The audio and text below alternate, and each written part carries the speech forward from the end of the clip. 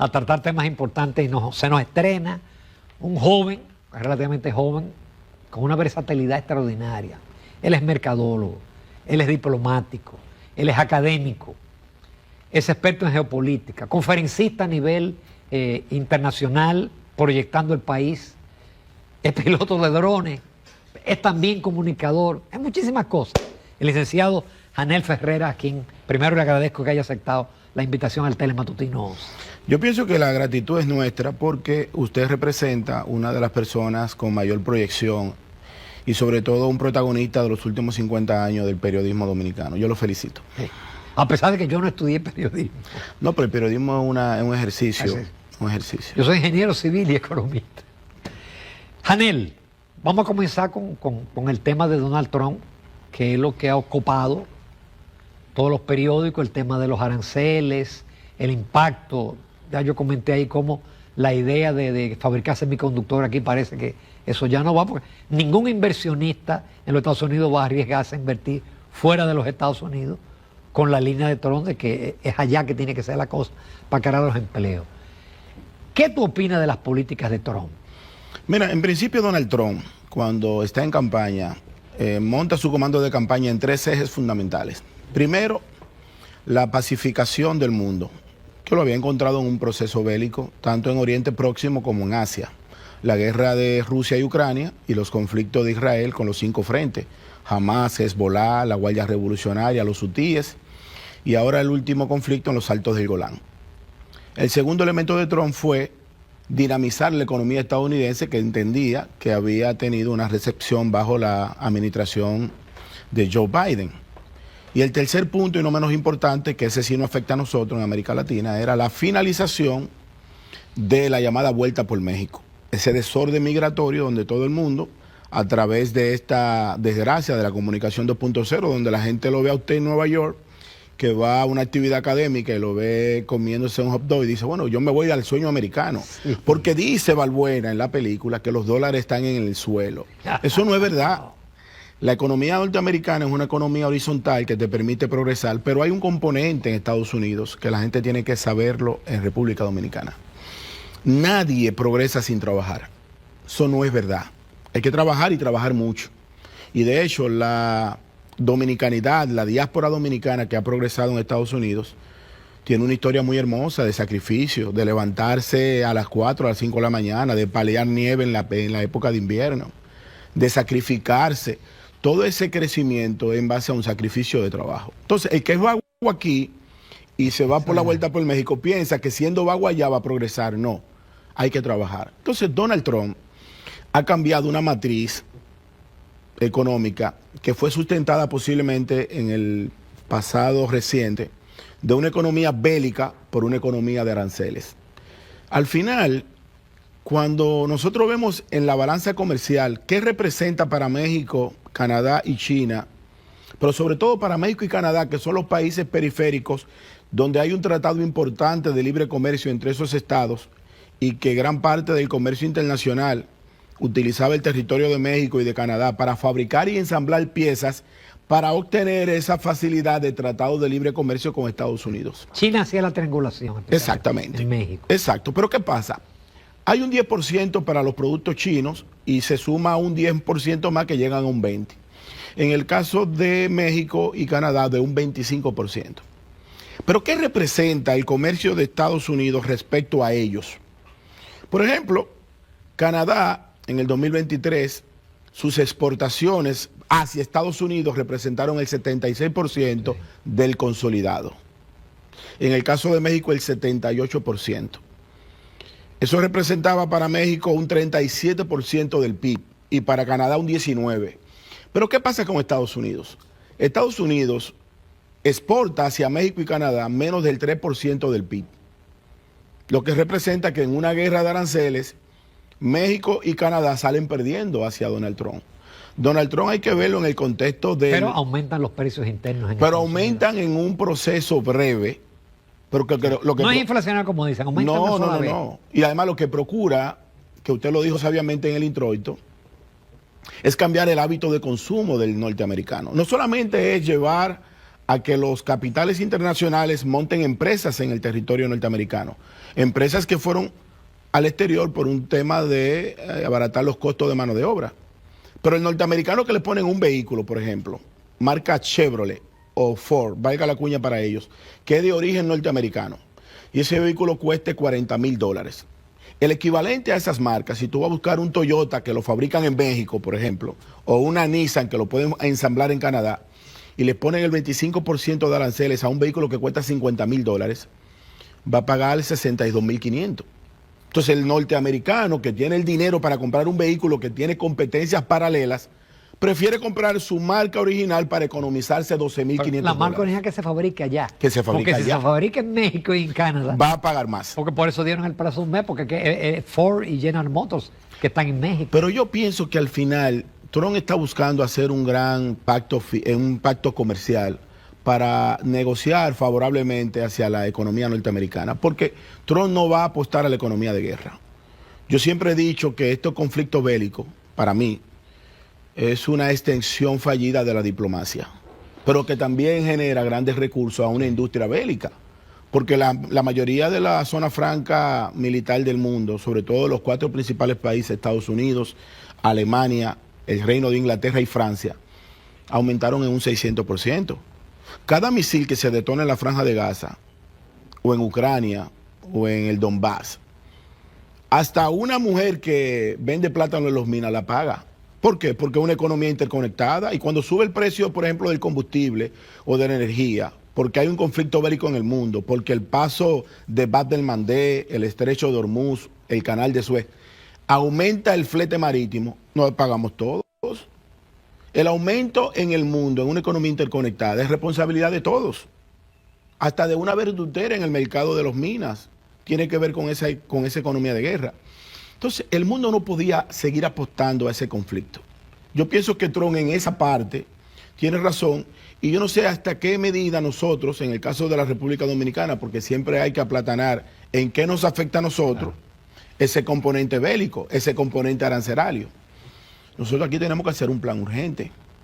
Nosotros tenemos que apostar a nuestra fortaleza.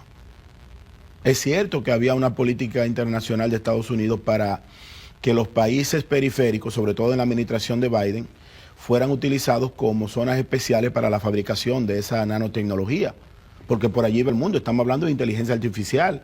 Esos 17 elementos de la tabla periódica que ahora nosotros tenemos posiblemente un yacimiento en la región sur de la República, sobre todo en el área del Hoyo de Pelempito y Cabo Rojo, nosotros tenemos que aplicar inteligencia rápida en esa guerra comercial.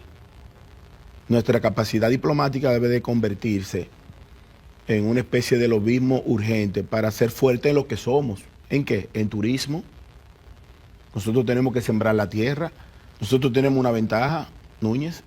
La República Dominicana siempre tendrá agua porque los vientos fríos del norte van a chocar con los cálidos del Caribe, y en esa cordillera central siempre habrá agua. Tenemos que hacer un plan de reforestación, de cuidado. Exacto, siempre y cuando no dejen que se deforeste. Claro, pero ya es un componente humano. Hay una combinación entre la gracia de la naturaleza, los componentes de la divinidad de Dios para los creyentes judeocristianos como yo, y el componente humano, porque yo te voy a dar las herramientas, pero si tú no las cuidas, no las vas a tener. Si nosotros hacemos un plan, y por eso yo pienso que en el caso del expresidente Joaquín Balaguer tuvo una gran visión respecto a la protección medioambiental. Siempre que nosotros evaluamos los entes históricos de la dominicanidad, uno no puede emocionarse con las cosas de luces y sombras. Los grandes aportes de los hombres en la República Dominicana en el tiempo hay que verlo. Y nosotros... Si hay turismo es por Balaguer, Claro. si hay zona franca. Las presas que tenemos, el 90% fueron hechas por Balaguer. Claro, entonces nosotros tenemos una ventaja, pero también una desventaja. ¿Cuál? Nuestra condición geográfica nos da esa ventaja, pero si no la cuidamos podemos tener muchos problemas. Nosotros somos una isla, nosotros no somos parte de una plataforma continental. Entonces tenemos de vecino a un país que no cree en esos elementos de medioambientales. No es verdad que Haití siempre fue... Pero yo quiero dejar el tema de Haití para tratarlo específicamente. Yo quiero redondear con esto. ¿Cómo tú ves la situación de Europa? De una Europa que fue protegida por los Estados Unidos. Y ahora Trump dice, no, aumenten su gasto de defensa, prepárense porque no cabe duda que Putin y Rusia representan un riesgo para Europa o para los países periféricos europeos de Rusia. Europa cayó en un gancho. Ese conflicto de Rusia y Ucrania, para mí, no empezó ni en Rusia ni en Ucrania.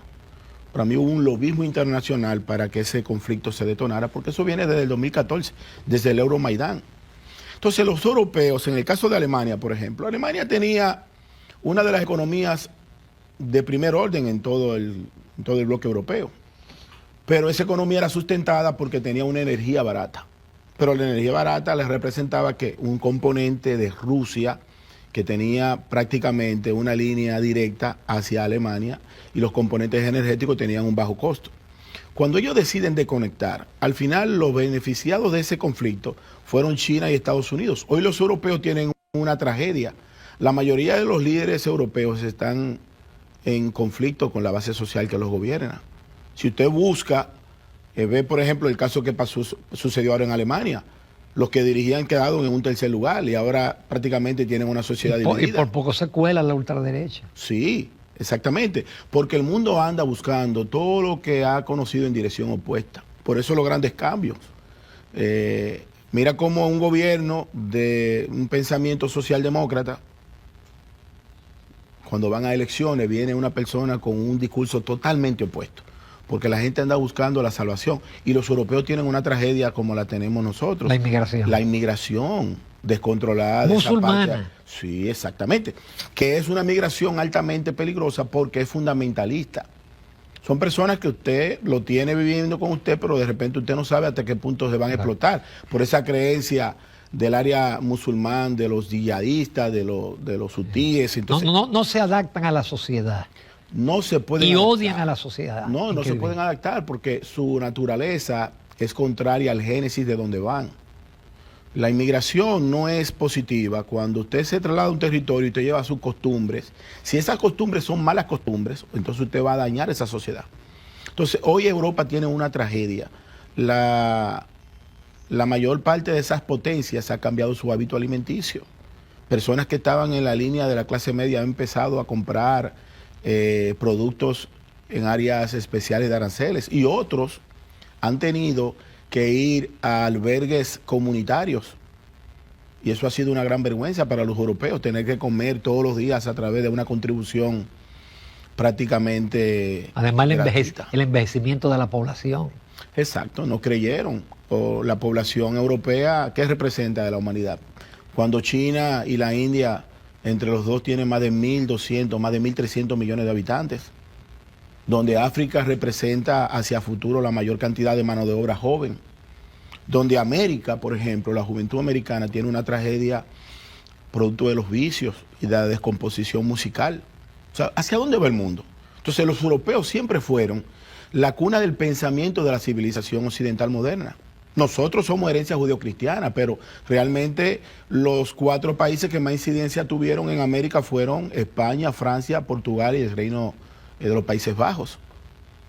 Pero hoy Europa no es un modelo para nadie, porque los europeos están buscando dentro de los conflictos periféricos la salvación de ellos, pero uno no la vislumbra a un corto plazo. Entonces, al final no se sabe. Yo pienso que detrás de todos estos movimientos hay 2 bloques enfrentados, que es el bloque del G7 y de los BRIC. En el trasfondo, yo pienso que ese es el componente. No es China versus Estados Unidos. No, los bloques. Los bloques. Y por eso, en el caso de Turquía, que es el único país que forma parte del bloque de la OTAN, pero ya tiene un hilo conductor hacia los BRIC. Yo no sé hasta qué nivel o hasta qué punto Donald Trump, con esa administración, con esa cercanía que tiene hacia Rusia y con ese distanciamiento que ha marcado con los miembros socios del G7, podrá diluir esas tensiones, pero era insoportable. Ya todos los países del mundo, sobre todo nosotros en una economía emergente, tenía que acostarse en 3 camas, solamente había 3 camas en el mundo. Usted se acostaba en la cama china, en la cama americana o en la cama suya, que no servía para mucho. Porque nadie puede transitar en el mundo sin conexión comercial. Interesante, Janel. Nos vamos a una breve pausa. Ahora es que nos quedan temas todavía con este joven polifacético. Continuamos con el licenciado Janel Ferreras, como he dicho en varias ocasiones, es mercadólogo, es experto en geopolítica, lo demostró en el segmento anterior, es comunicador, es conferencista, maneja drones, hace documentales para proyectar el país. Y vamos bueno, todos los temas son globales, pero hay un tema que quizás es el principal problema dominicano, que es el tema de Haití, que tiende a agravarse porque Trump eliminó el TPS, el TPA, y es probable que hay 500.000 de haitianos que van a ser deportados, y cuando los envíen a Haití, no cabe duda que vienen para República Dominicana. ¿Cómo tú visualizas ese tema haitiano y cómo impedir que a la vuelta de 2 décadas la mayoría de la población sea haitiana? Mira, la principal amenaza de la sociedad dominicana la representa Haití. Pero eso no es nuevo, eso ha sido así siempre. En este momento hay un profundo desconocimiento de la historia dominico-haitiana. Entonces, con la maxificación de la comunicación 2.0, hay mucha gente opinando sobre el tema haitiano. Y hay una tesis, una teoría de que los dominicanos somos xenófobos y racistas. Sí. Y eso no es verdad. No existe en el territorio global una población que haya tratado mejor a los haitianos que la República Dominicana. Ahora, ¿qué sucede? Haití representa una amenaza permanente para la sociedad dominicana desde la propia creación de Haití, el 1 de enero de 1804. Haití nace en principio por un movimiento de la colonia española en la isla llamado las devastaciones de Osorio a principios del siglo XVII, 1605. Resulta que la llegada de los españoles a la isla de Santo Domingo coincidió con un acontecimiento a principios del siglo XVII, que fue del siglo XVI, perdón, que fue las tesis de Martín Lutero. Entonces, cuando esa área de la piratería llegó a la isla de la Tortuga, ya a principios del 1600, 1700, empezaron a traficar no solamente con animales y con pieles, también empezaron a traer Biblias luteranas, las tesis de Martín Lutero. Eso provocó diría yo, un asombro hacia la colonia española, que era una colonia católica y que no quería que se tuviera algún tipo de expansión ese pensamiento luterano en la isla de Santo Domingo. A partir de allí llega al área de la piratería, Braxton Bellamy, Benjamin las devastaciones de Osorio. Sí, las devastaciones fueron al principio, en 1600, cuando devastan las poblaciones, que ahí nace la comunidad, por ejemplo, de Vallaguana y de Monte Plata. Fusionaron la población de Monte Plata y de Montecristi y allí forman Monte Plata. Y de Vallajá y La Yaguana, entonces sale Vallaguana. Entonces, esa población queda despoblada, como su nombre lo indica. Hubo una gran población que fue hacia Neiva también. Pero resulta que esos piratas, Braxton Bellamy, Benjamin Honeycomb, Anne Benny, Edward Tarr, que es muy conocido. Hay gente que lo conoce por la sátira y la serie de los Piratas del Caribe, de Barba Negra y el Capitán Jack Sparrow. Pero eso fue real. A partir de allí, entonces, los franceses se quedan en la parte de la Tortuga. Y hay unos tratados importantes. De hecho, para conocer esta historia, yo recomiendo esta colección general de tratados de mi amigo y profesor, el embajador William Pai Piantini, porque allí están los tratados que dieron origen a esta población africana en principio y luego haitiana. Estos africanos no llegaron solos, estos africanos los trajeron los europeos para una explotación masiva. Pero resulta que a partir de la creación de la Revolución Francesa en el 1789, donde empieza ya ese espíritu del hombre libre de las libertades, esas ideas que se daban en Francia no eran bien vistas en la parte de Saint-Domingue. ¿Por qué? Porque aquí la producción y las riquezas se generaban a partir de la propia explotación del hombre. Era la colonia más rica. Pero era más rica que las 13 colonias británicas de lo que fue posteriormente los Estados Unidos. Pero nosotros que consumimos café y té, Haití llegó a representar 66 libras de cada 100 que consumía el mundo en un momento. Pero Haití nace sin identidad. Esa revolución del 1789, la Revolución Francesa, hay un mulato llamado Vincent Auguet, o Auguet Vicent, que era hijo de un blanco francés y una negra africana. Él dice, nosotros los mulatos tenemos que tener un poco de derechos porque ya esa revolución francesa ya ha dicho que aquí todos somos libres. Y a él lo persiguen, él llega a la parte oriental de la isla y los españoles aquí lo toman, lo hacen prisionero y se lo entregan a los franceses y muere con una de las muertes más terribles, lo matan con la rueda. Pero un año después, en el 1791, es el día donde nace Haití. Haití nace el 14 de agosto de 1791, con un pacto llamado el Pacto de Bois-Caimán, dirigido por un sacerdote vudú, un africano llamado Boc Manduti, y una bruja llamada Cecil Fátima, que era hija de un blanco y una negra, amparado en los loaces de Sidi Danto y Ogún Balagá. Cuando ellos hacen ese pacto de Bois-Caimán, el 14 de agosto de 1791, ellos dicen, el Dios de los blancos, de los franceses, nos matan, nos humillan y nos ve desde las nubes.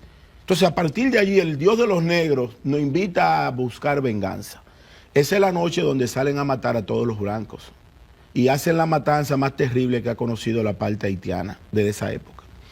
Años después viene la Guerra de los Cuchillos y ya logran su independencia el 1 de enero del 1804. Y además destruyeron el aparato productivo porque quemaron los ingenios. Pero lo quemaron no porque querían quemarlo, lo quemaron porque nacieron sin identidad. Exacto. Entonces, la gran fortaleza de Haití en el tiempo se ha convertido en su principal debilidad, que es el hilo cultural. Por eso nosotros vemos que en el pacto de Bois-Caimán, en el ritual de Sidi Danto y Ogún Balagrí, entierran un gallo en la tierra, pero ese mismo efecto hicieron bajo el conflicto del canal dominico-haitiano en los otros días, enterraron un gallo. Mira cómo, siglos después, los haitianos no pueden desconectar su génesis de violencia. ¿Por qué los haitianos cuando matan a Jovenel Moïse le quiebran los huesos, teniendo armas de fuego? Pues no fue lo colombiano, esa fue la teoría para que Occidente comprara la trama. Le quiebran los huesos porque en la tradición haitiana, si no le quiebran los huesos, se convierte en zombie y lo persiguen. Mira ante qué población nosotros estamos combatiendo. Entonces, la República Dominicana nace también con un pacto, pero el pacto de nosotros es diferente, es el pacto de los trinitarios. En el 1838, Juan Pablo Duarte, junto a un grupo de jóvenes con 25 años, decide hacer una sociedad que no fue secreta porque era un modelo, porque era una moda. Fue secreta porque los haitianos en la época los masacraban. Uno de los principales pedimentos del dominio haitiano durante 22 años fue que el ciudadano que atrapara a Juan Pablo Duarte iba a obtener el rango de coronel y de 3,000 pesos. Eso es una fortuna para la época. Entonces, nosotros nacemos con esa situación. Hemos perdido nuestro hilo cultural. Nosotros aquí no sabemos quién es Duarte, quién es Mella, quién es Luperón, quién es Sánchez, quién fue María Trinidad Sánchez, quién fue Concepción Bona. Esa teoría de la bandera dominicana, por ejemplo, es una construcción mal contada. La bandera dominicana es una bandera redentora de la bandera francesa. Porque los haitianos cuando nacen con su república, es tanto el odio que tienen hacia Francia, que deciden cortarle el blanco de la bandera francesa, voltean el azul y el rojo, y así nace la bandera haitiana.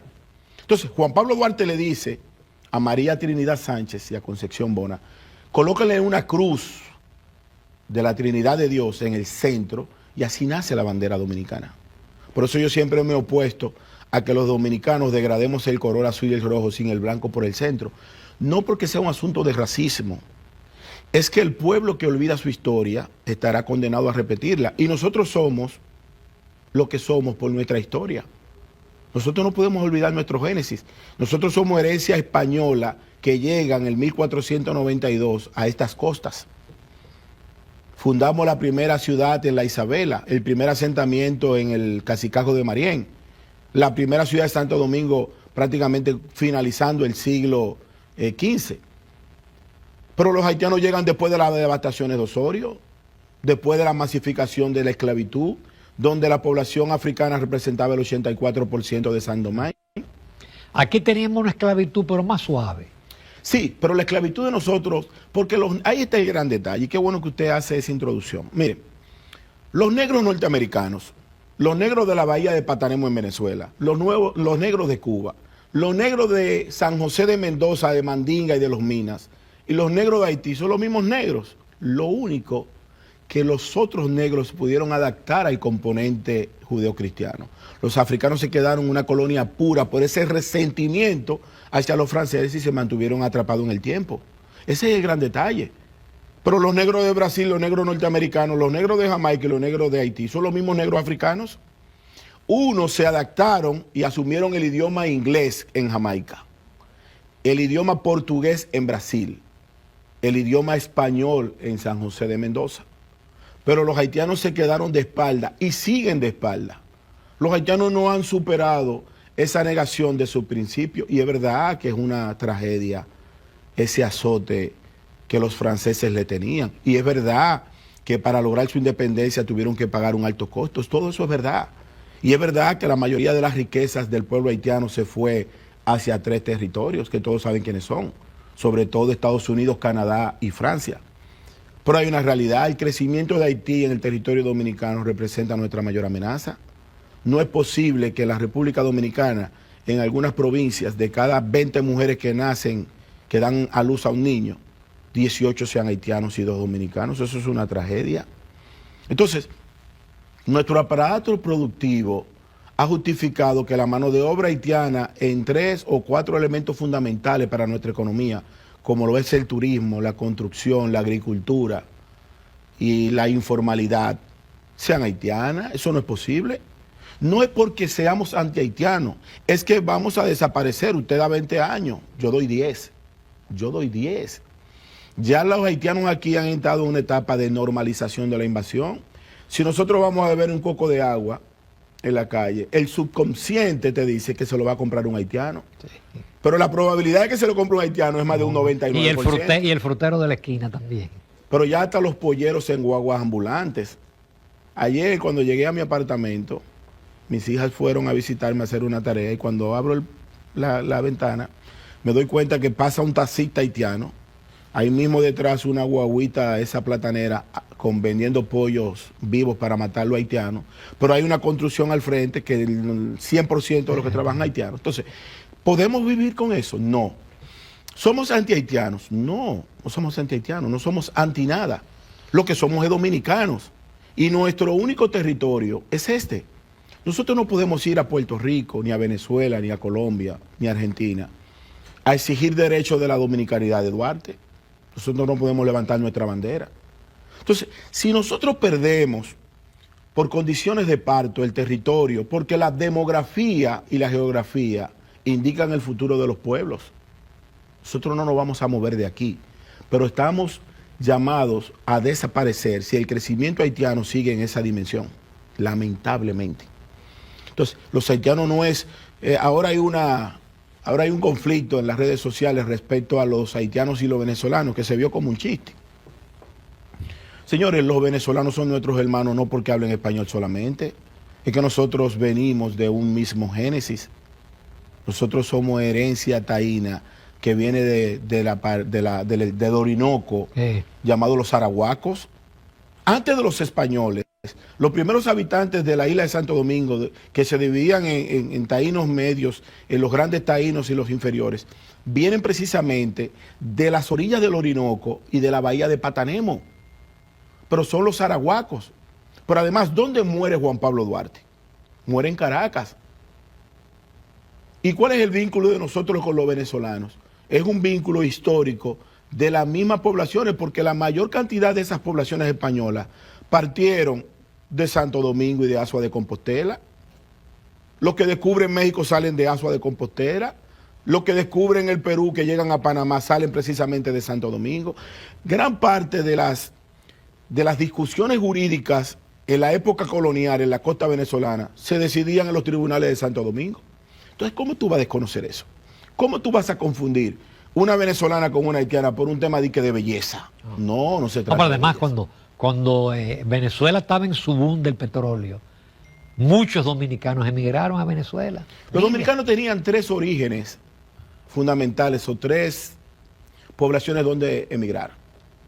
Nueva York en Estados Unidos, Madrid, Barcelona en España y Caracas, Venezuela. De hecho, en Venezuela, yo tuve en los últimos 10 años, yo he tenido que ir más de 19 veces a Venezuela, incluso impartí algunas conferencias gratuitas en Venezuela. y tengo un vínculo muy afectivo en Venezuela. En Venezuela hay una tradición que dicen que las mujeres dominicanas son las mujeres que mejores cocinan. ¿Por qué? Porque en el área de la minería venezolana, las dominicanas en la década del 70 y el 80 formalizaron negocios de fonda y enseñaron ese arroz con guandules y ese quinchoncho, porque es la misma cosa. Lo que para nosotros es verdura, para ellos es aliño. Para lo que nosotros es yautía, para ellos es ocumo. Para lo que nosotros es chinola, para ellos es maracuyá, posiblemente. Entonces, esa identidad muy parecida, nosotros no podemos olvidarla. Además, los venezolanos en el territorio dominicano no fueron responsables del degüello de Moca de 1805. Los venezolanos no vinieron aquí en el 1822 y nos ocuparon por 22 años. Usted no puede confundir a Jean-Jacques Dessalines y a Toussaint Louverture con Simón Bolívar y Miranda. Usted no puede confundir la hermandad con Venezuela por un tema de que son blancos y que son bellos, no. Y por demás, las mujeres venezolanas en los hospitales públicos no representan ni el 0,02% de los partos. Las haitianas en algunas provincias representan el 90% de los partos. Es grave. Gravísimo. Hanel, qué pena no tener más tiempo, pero estoy impresionado y yo espero tenerte con cierta frecuencia. Bueno, para mí es un privilegio. Cada vez que usted me necesite, yo estaré aquí presente porque yo crecí dándole seguimiento a la formalidad de su comunicación. Y yo pienso que es importante que ya su experiencia sirva para enlazar estos nuevos pensamientos que tenemos. De nuevo, muchísimas gracias, Hanel. Gracias a usted. Amables televidentes, nos vamos a comerciales. Nos vemos en la recta final del Telematutino 11.